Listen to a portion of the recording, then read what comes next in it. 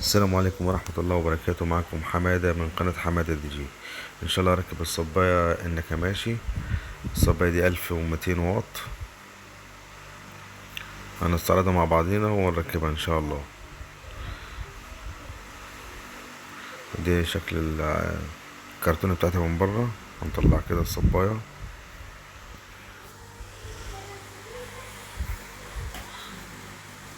واحدة واحدة كده، نطلعها مع بعض.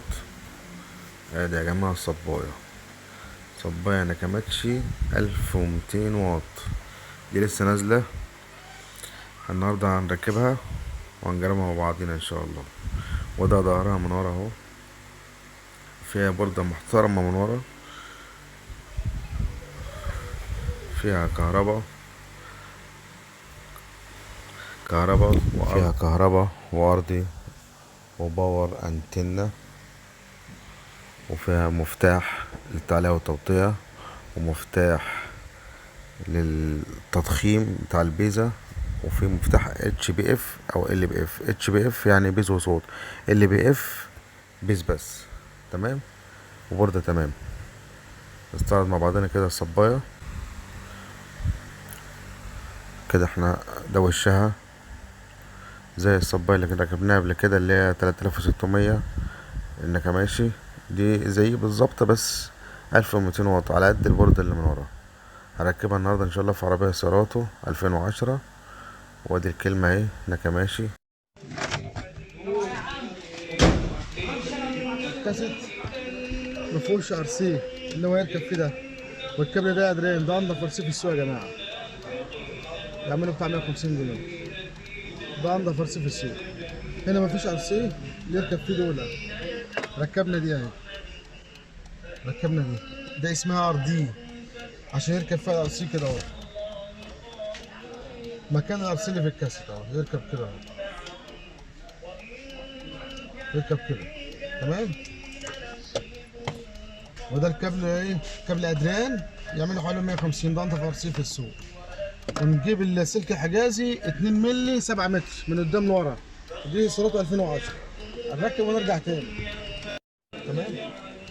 وده السلك الحجازي اهو 2 مللي عشان ده ما يملحش. ده سلك ما يملحش اهو، مكتوب عليه حجازي بالطول اهو.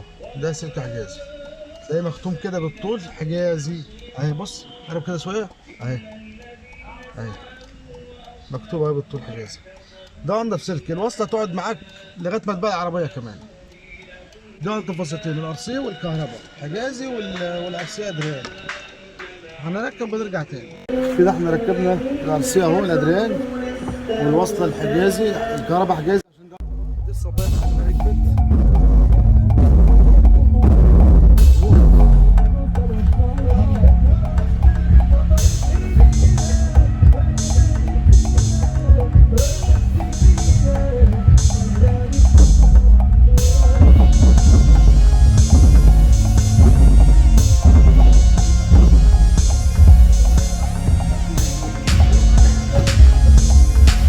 لسه بقى كماتش كده.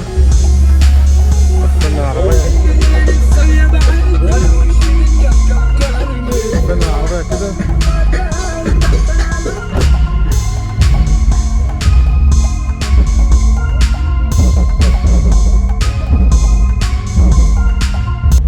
الصباية قوية، خلي بالكم يا جماعة، يعني مش وحشة، شغالة قوية وعملية. طبعا نكماتش، كفاية انها نكماتش. زي الكاسيت اللي كماتش برضو نفس القوة بتاعته كده، الصوت بتاعه حلو. والصباية اللي كماتش نفس الكلام برضو، قوية. كان معكم حمادة دي جي.